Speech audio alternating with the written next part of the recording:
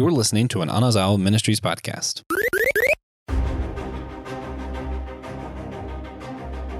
Attention Star Command! Attention Star Command! This is Systematic Geekology. We are the Priest of the Geeks. Reporting to Star Command, we have a missing ranger.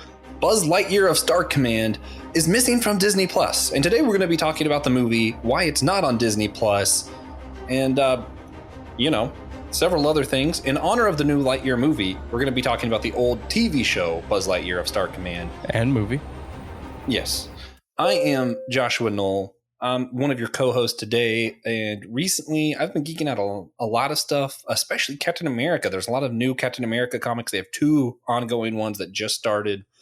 A lot of fun with Sam Wilson and with Steve Rogers. Great stuff. TJ, what you been geeking out on lately? Man, I've been geeking out on Guilty Gear Strive, newest entry in the Guilty Gear fighting game series. Okay. My mental encyclopedia of frame data is just growing. It is truly disgusting when you have to play a fighting game with TJ and he's like, what? That move takes 3.5 frames. I know how to beat that. And you're just like, what are you even talking about? I just hit a bunch, TJ. Yeah. And Pikachu's jab comes out on frame 2. Yeah, then I lose because TJ knows too much. But that's not what today's episode is about. Today's episode is Buzz Lightyear of Star Command. There was a new Lightyear movie that came out. A lot of people were upset that they didn't ask Tim Allen to be Buzz Lightyear. So instead, we decided to talk about when Buzz Lightyear was also not Tim Allen. When he was played by Patrick Warburton, although he was Tim Allen in the movie. But in the show, Patrick Warburton played Buzz Lightyear, which, fun fact, means of all of Buzz Lightyear's screen time, he has been played the most by Patrick Warburton. Yeah. So we should all actually be upset that he wasn't invited to be Buzz Lightyear for the new movie. That's what we should be upset about. Yeah, no, I'm actually enraged. Yeah, me too. Just big Patrick Warburton fan. I am also, but I'm not actually enraged. So this show was actually, it wasn't canceled because it didn't do well. It was on early 2000s and it was canceled because it didn't get the toy sales. And Toy Story, especially action toy stuff like this, is all about the sales. So Pixar wants to act like it didn't happen so they can start over and hopefully sell better toys, more toys with the new Lightyear series. Good luck to Pixar. I still love Buzz Lightyear of Star Command. TJ, what was your first interaction? For me, let's see, when it came out, I was 8. So it just happened to be coming out when I was actively watching Disney Channel. What was your first interaction with Buzz Lightyear of Star Command? Well, I don't think it did come out when you were 8. I think you were a little bit older than that. Really? I thought it came out in 2000. You already 8? Yeah. Well, I was like 1 anyway, either way. But it had reruns for a good few years. So I would catch it on TV every once in a while. I don't think I ever considered the fact that it was the Buzz Lightyear from, Toy Story. Yeah. Yeah. Like I knew it was him, but that meant nothing to me. Yeah. The only reason you really knew that is because in the very beginning of all the episodes or the beginning of the movie, they showed the toys playing the show. That's it. That's the only real relation that you see. Yeah. Yeah. Yeah. And it's good. This show is crazy. It is what introduced me to most of the sci-fi tropes, gimmicks that you see as far as like clones, as far as, traitors, protocols of star travel, other planets, different aliens. Even that trope where there's always like these aliens who are watching you and there's one good one bad one, and one neutral one. Yeah, all of those tropes that are sci-fi-ish. I think a lot of, for you, were probably introduced from the Clone Wars Star Wars show, whereas for me, I was really introduced through this. That was what was big when you were little, right? I think I was just born with those in my head. You just knew those as you came from the womb. It's like, oh, that's a classic. When I was like 3. Part of me wants to believe that. So, from what you do remember of the Buzz Lightyear of Star Command, what were your favorite and least favorite parts of this show? Not necessarily scenes, just stuff. I love Zurg. Zurg is hilarious. That's true. Like, it's easy to forget if you just, or to not know, if you've only seen Toy Story, that Zurg is, intimidating evil guy. He's just really, he is that, yeah. But he's also very funny. He's hilarious. It's good writing. I was watching an episode earlier today in preparation for this, and there's the guy that's watching, and they're trying to like set up good versus evil just to watch people fight. He's like, yeah, just live action fighting. I just got to lure them here. Lured Buzz and Zurg. And when Zurg defeats him and is like runs off, he goes, "You give evil a bad name." Yeah. It's just great. Well, yeah, that is the guy. Evil, and he knows it. Oh man. I don't know. I don't think I have a least favorite part. God, I really don't feel like I do either. I mean, sometimes Mira got on my nerves a little bit every now and then. For the most part, I liked her though. But there were times where I'm like, "Shut up! Let Buzz do his thing." Yeah, that's Buzz Lightyear you're talking to. Yeah, show some respect. I mean, and so for me, one of the best parts of the show, the movies, all of this, they did really well with the characters.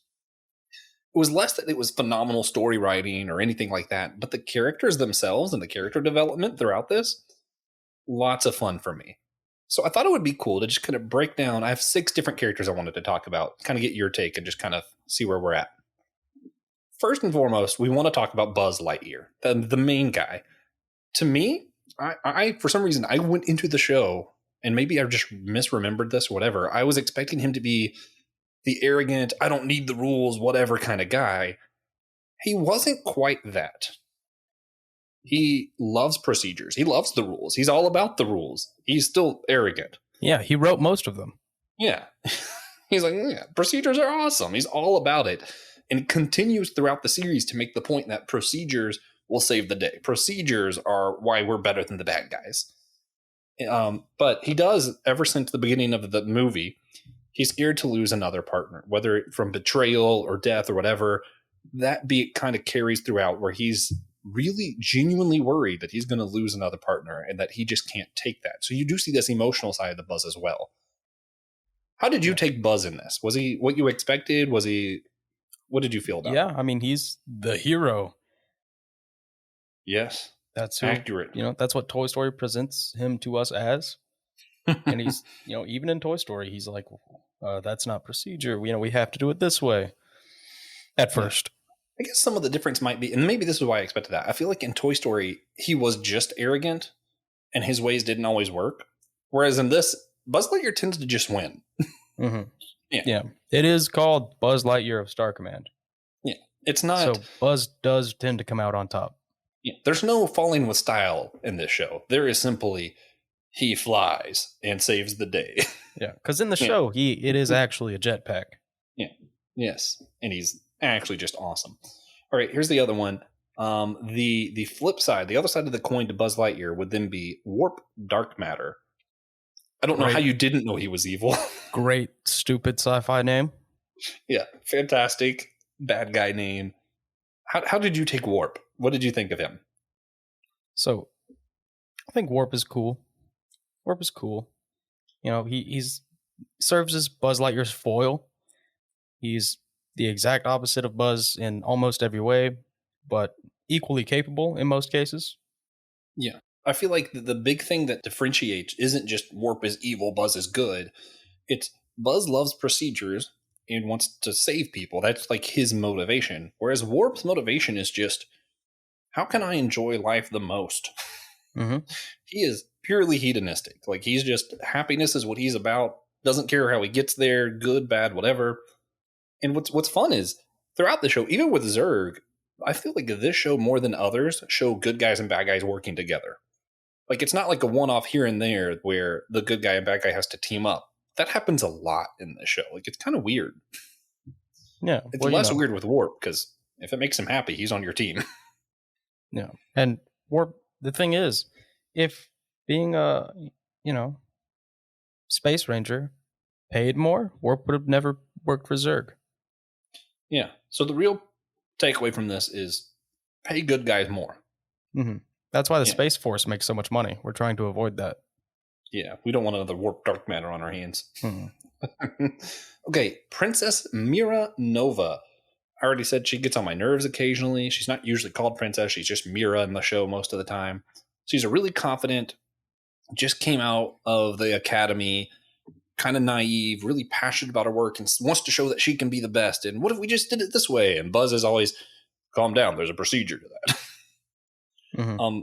I mean, she just kind of gets on my nerves sometimes, but she's good. I don't know. How do you feel about her? Mira's the rookie hotshot cop. Yeah. Paired with the necessary old stoic veteran. Classic buddy cop duo. Necessary thing here. Mm-hmm. Right. Here's another serious one. Buster. Buster was phenomenal. He is us in the show, right? The one Booster? who is geeking out. Is it Booster? Yeah, it's Booster. Okay. Booster. He's geeking out about how awesome Buzz is, how great it is to be near the academy. He's just a janitor. He thinks this is the best thing ever. He's like, I get to be near Buzz. I get to be near the ships. I get to be near this. I'm going to see if I can get a peek at this. And he's just so excited to simply be there.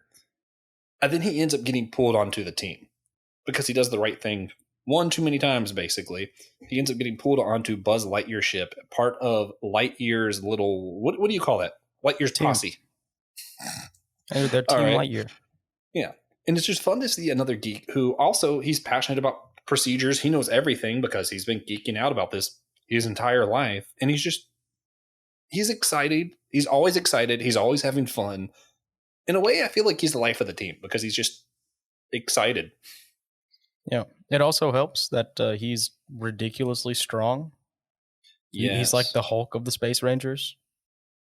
Accurate. Yeah. In the movie, he just, he walks up to Zurg and grabs his gun off of his arm and just crushes it.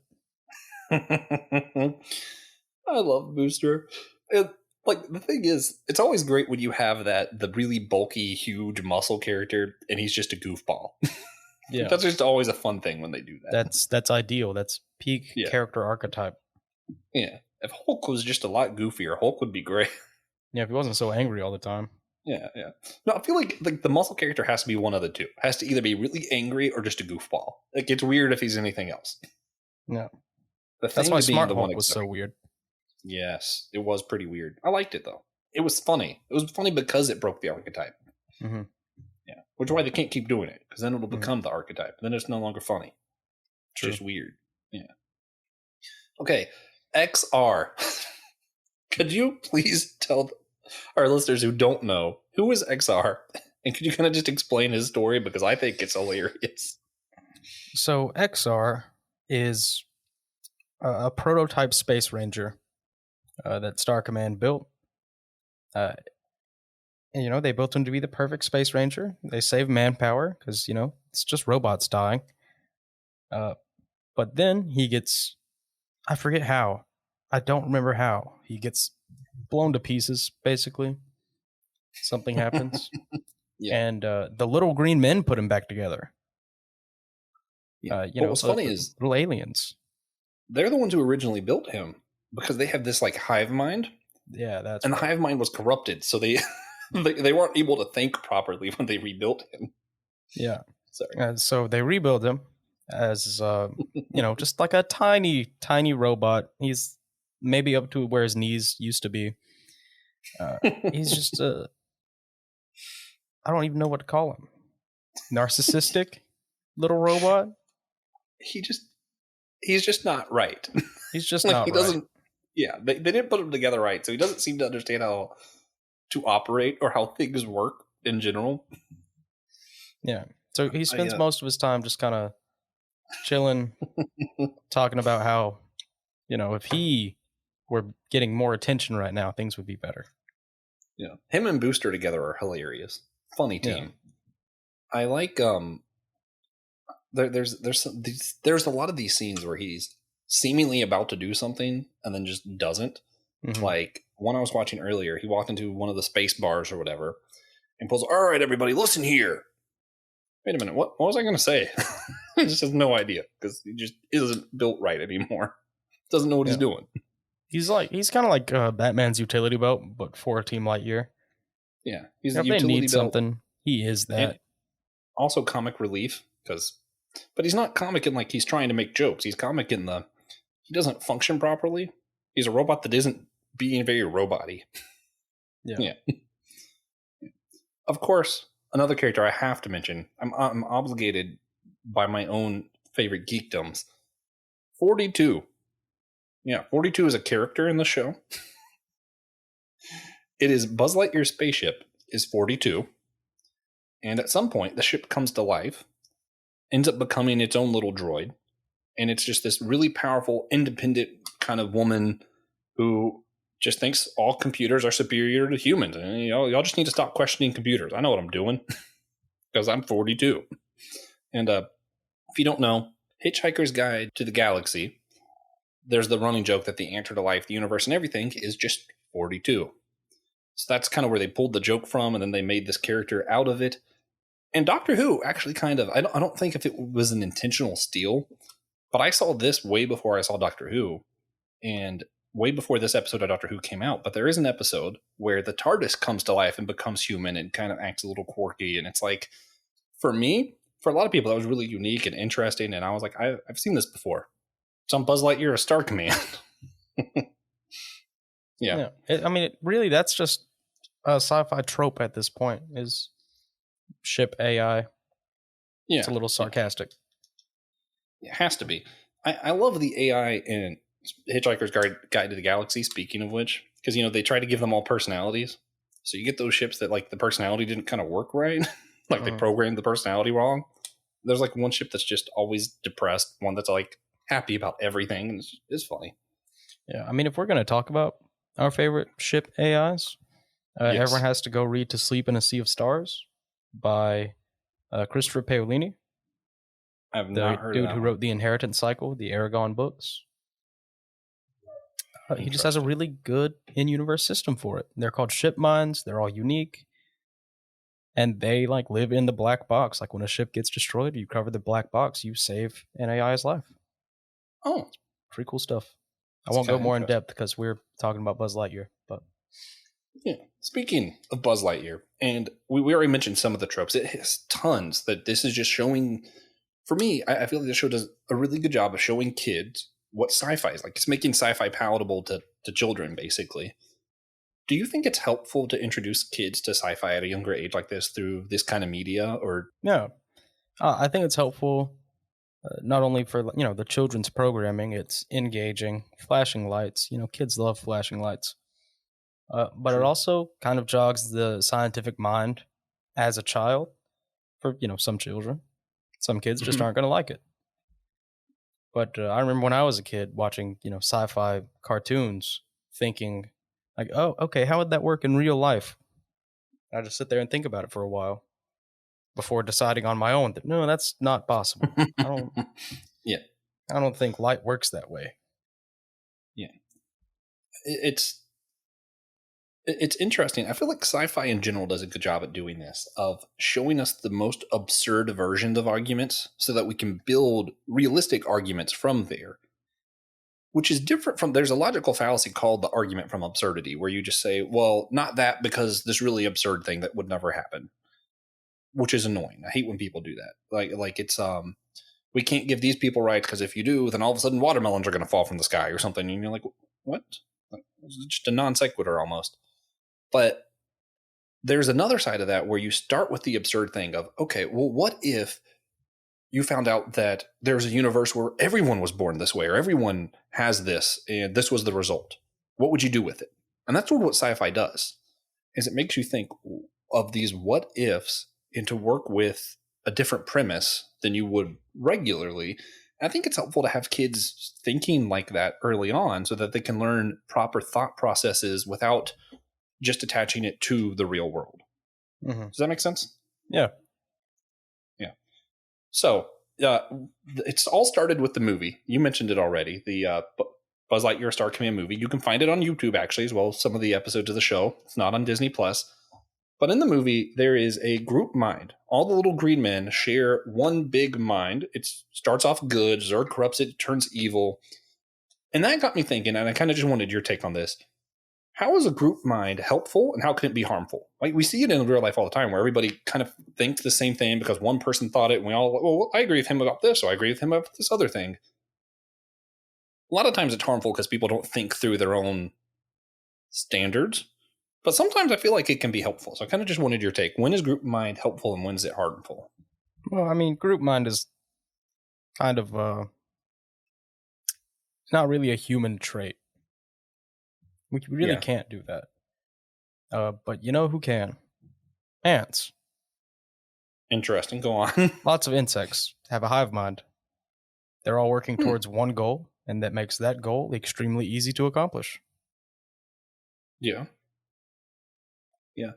So here's just my thoughts, face value. First off, I think everything in nature reveals the truth about deeper things. There's this, I think Augustine's the one who said it. There's the 2 books rule, right? God gave us the Bible, then he gave us nature, and we can learn about the divine from both.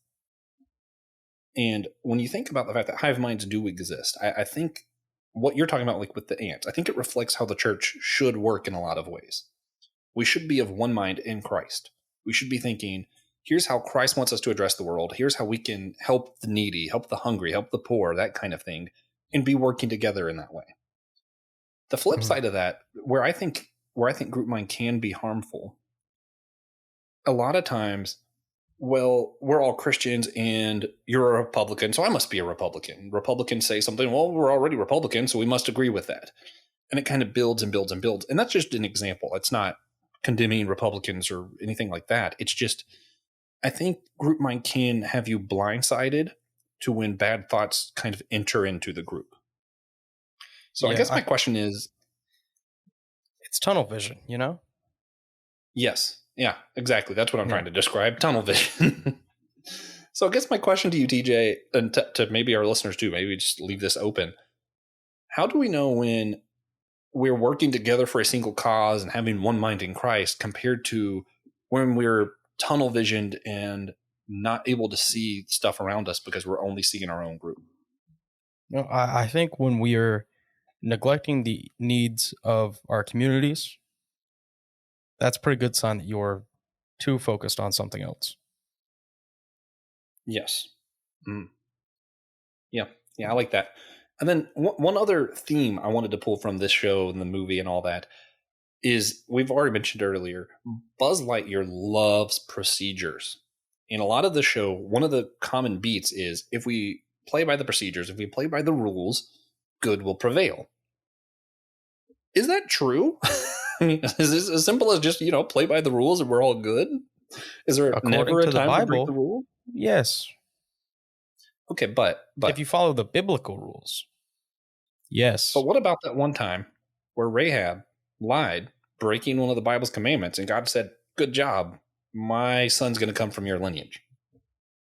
Isn't that one of those where procedures didn't work, or he didn't want her to follow procedure? Yeah, but those kind of divine led, and you can take the risk. You can go break some commandments and see if God's going to show up and say, hey, way to go, I wanted you to do that. But I'm not going to do that. Yeah, that's true. I don't know. I feel like I'm not one of the letter of the law kind of people. I don't think you need to obey every single thing that the Bible says as far as rules go. I don't think that's what the Bible's trying to get at. I believe the Bible's trying to get at the heart of the matter.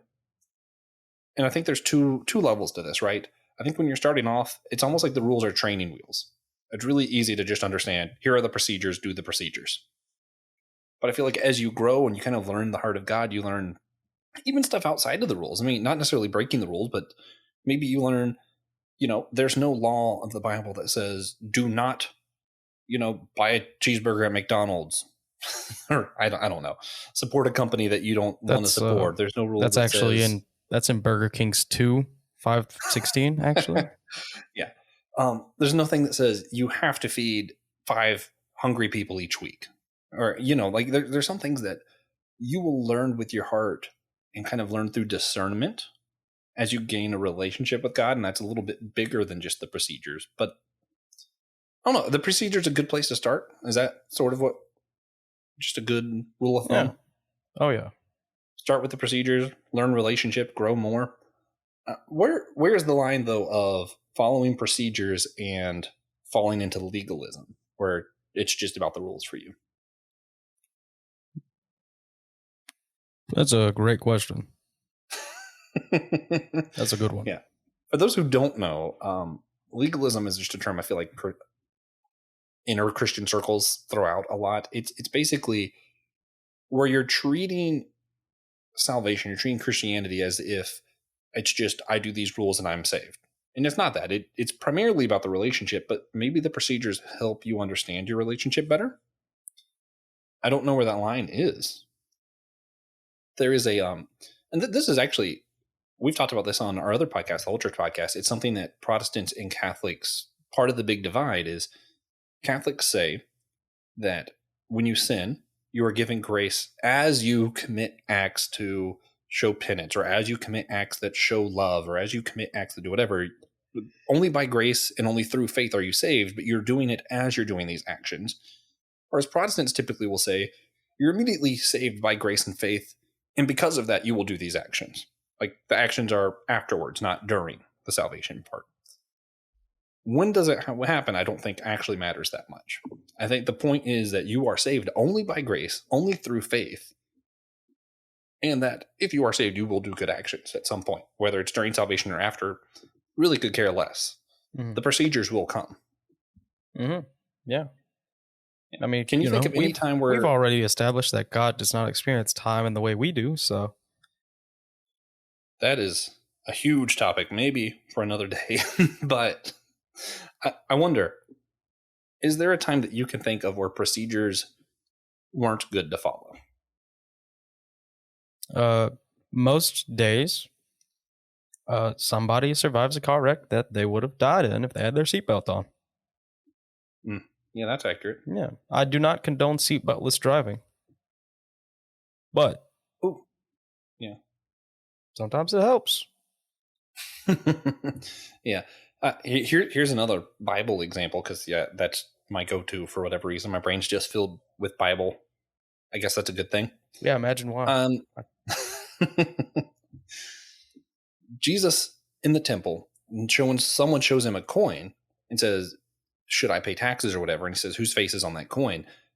There's a much deeper meaning to that than what a lot of people teach from the pulpits. There are two different currencies there, right? There is the Roman currency, and then there is the Hebrew currency. What you were supposed to do is turn in your Roman currency for Hebrew currency to make the trades and to tithe to the temple and all of that. So when they showed him a currency that was the Roman currency, he was saying that's the wrong procedure. Not here. You don't tithe with that money. That is the government's money. That should be separate from this. It's much more nuanced than that. There's a lot more to it than that. But it was interesting that what Jesus was more or less saying is not that procedure, this procedure. And kind of differentiating between one rule set and another. Kind of showing some separation there. And there's examples all throughout the Bible where God was like, hey, do it this way. Don't actually do it that way anymore. Even though in previous times God told him to do it one way, he's turned it around. In Leviticus, he tells them when you do a smoke offering, only do it one way. A couple of books later, he says, actually, when you do that smoke offering, whatever you do, just don't do it that way I told you originally. I have no idea why God changed, but procedures do seem to change, and a lot of that is just going to be knowing the heart of God and walking with God in relationship. TJ, do you have anything to add to procedures and when is it good or bad to follow procedures? Well, it's just a case-by-case basis. Yeah. Makes probably going to be led by prayer. Yeah. General rule of thumb, prayer, relationship. There's a part of the Bible that says you know my voice because you've listened to it before kind of deal. And it's more or less, if you read the Bible and you know the Bible intimately and well, you'll kind of know when it's God's voice leading you to do something and when it's not. So, hey, maybe just start with knowing the Bible. Know the procedures. It's actually something, this is really weird, Paul. Stephen King talks about this when he talks about writing. He says you have to know the procedures, know how to write, because good writing only happens when you break those rules in the right way. And you can't do that till you know what the rules are. That's true. So, yeah, start by knowing the Bible. Yeah. All right. So are you good to wrap up then, TJ? I think so. Sick. All right. Well, we're going to start our wrap up with some recommendations. All right. For our gamers out there, I know the fighting game community is a little small, but I'm going to say it anyway. If you haven't gotten Guilty Gear Strive, you should. It's worth it. It's a great game, well fleshed out, a lot of unique mechanics if you're new to the Guilty Gear series, and it's just the most polished and simplest Guilty Gear game so far. Yeah. My recommendation is going to be Captain America, Sentinel of Liberty. The first issue that released last month was just phenomenal art and everything, and it does a really good job of showing you what Steve Rogers' regular life is, kind of humanizing him a little bit, and then showing the exciting part of how he just kind of longs to be a Captain America, which is who he is. But really fun character dive as far as that goes, and I'm excited for the rest of the series as it releases. That being said, guys, we are really excited to have you guys continue to listen. By going to systematicgeekology.org, hitting host, you can see TJ and my name there and everything that we do, all the other podcasts we're a part of, Whole Church Podcast, all of that. So you can follow us there. If you want us to know about what you're geeking out on so we can check it out, you can go to the same website. There's a tab for that as well. And we would love if you guys would just all do us the favor of remembering this. Just remember, we're all a chosen people, a geekdom of priests.